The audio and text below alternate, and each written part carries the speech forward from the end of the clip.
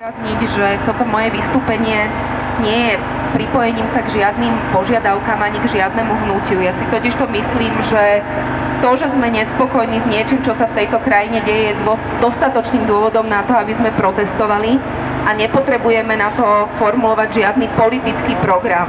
Ten totižto naozaj nemôže vznikať v takejto ukrutnej zime a na ulici, ale treba na ňo väčší kľud a treba poctivú verejnú diskusiu so zapojením nestranných odborníkov.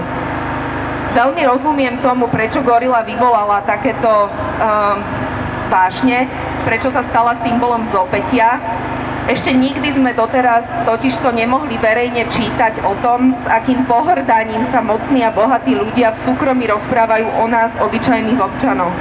Ani to, o akých obrovských sumách peňazí hovoria, ako keby to bolo samozrejmosťou a s akou ľahkosťou si delia krajinu. Gorila je však podľa mňa iba vrcholom ľadovca. Je jedným z tisícov hrozivých prípadov, ktoré sa tu na Slovensku za posledných 20 rokov udiali. Je symptómom hrubšej a zhubnejšej choroby. Operujú tu desiatky ďalších finančných skupín, desiatky ďalších politikov. Mocní si zvykli, že ich svojvôľu my, občania, nezastavíme a doteraz sme žiadnymi takýmito masívnymi protestami nezastavili. Na všetky hrozivé prípady, ktoré sa tu diali, upozorňovali oveľa menšie skupiny ľudí. V tejto krajine však v roku 2006 brutálne zbili dievča bez toho, aby tento trestný čin niekto spravodlivo a zákonne doteraz vyšetril. To dievča je naďalej obvinené z krivej výpovede. V tejto krajine bolo možné bez trestu uniesť prezidentovi syna, prijať na školu nezákonne študentov, ukradnúť štátny majetok v nepredstaviteľných rozmeroch, ale aj obyčajné byty obyčajným ľuďom. Prokuratúra doteraz nenašla silu vyšetriť, ako je možné, že hlas podobný hlasu Robertovi Fica zabezpečuje nezákonné financie pre stranu.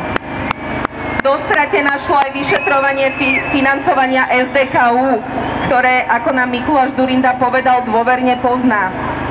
Nikto nám nevráti stratené stovky miliárd za emisné kvóty, za nástenkový tender, za neuveriteľne predražené diaľnice ministra Vážneho, za zmanipulovaný mýtny tender na ministerstve dopravy, za predražený hokejový štadión ďalšieho politického mecéna.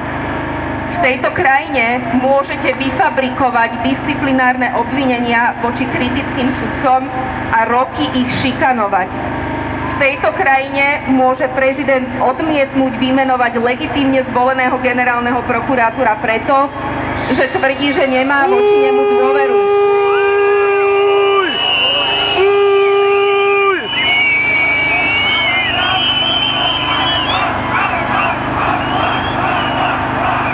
Krajine môže súdnictvo viesť človek, ktorý má priateľské väzby s trestne stíhaným zločincom a údajnou hlavou albánskej drogovej mafie.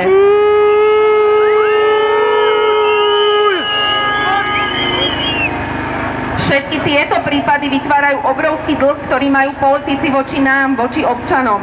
Naznačujú, že u nás nevládne právo a zákon, ale moc, peniaze a svojvoľa. Hovoria o tom, že moc a bohatstvo si v spojení ochočili verejné orgány a vytvorili zo seba vrstvu nedotknuteľný. Vrstvu, ktorá môže zlikvidovať akéhokoľvek občana, ktorý sa postaví na odpor a za pravdu. Kým neoslobodíme verejné inštitúcie a orgány činné v trestnom konaní spod nadvlády úzkých skupín mocných a bohatých, nevyšetrí sa bohužiaľ ani kauza Gorila. Toto však musím otvorene povedať, nie je boj nás, dobrých, slušných občanov proti zlým, škaredým politikom. Gorila je obraz celej našej krajiny, teda aj každého života, každodenného života každého z nás. Gorilu žiaľ umožnili všetky prípady korupcie, aj tie drobné, aj malé. Prípady každého jedného z nás, ktorý v práci zobral úplatky, ktorý podviedol, ktorý nepodnikal čestne. Správ o tom, že takéto prípady sa dejú v tejto krajine, je naozaj veľmi mnoho. Polovica krajiny si napokon problémy, o ktorých sa dnes rozprávame, vôbec nevšíma. Gorila je preto podľa mňa výzvou na hlbšiu zmenu celej spoločnosti. Každý z nás je však iný. Má iné predstavy o tom, v akej krajine chceme žiť. Tá zmena je však behom na dlhé trate. Kým ju nedosiahneme, budeme sa musieť vo veľkých množstvách stretávať nielen pri príležitosti kauzy Gorila, ale aj pri tom, keď je Štefan Harabin zvolený za predsedu súdnej rady a Najvyššieho súdu.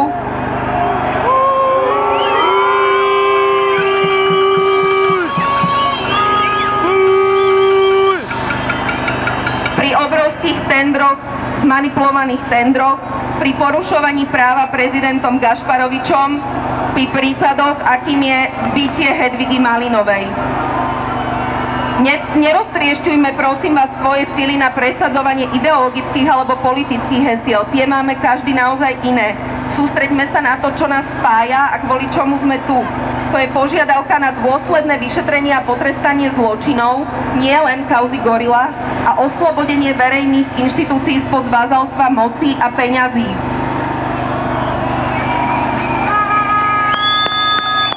A ešte mi dovolte, prosím vás, na záver zreprodukovať krátky odkaz alebo krátky nápad Michala Kaščáka.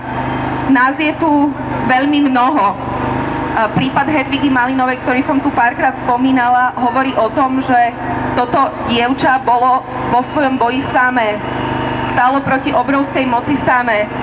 Prosím, zatlieskajme ľuďom, ako je Hedviga Malinová. Zatlieskajme ľuďom, ako je Zuzana Melicherčíková, ktorá upozornila na nezákonné prijatie študentov na právnickú fakultu.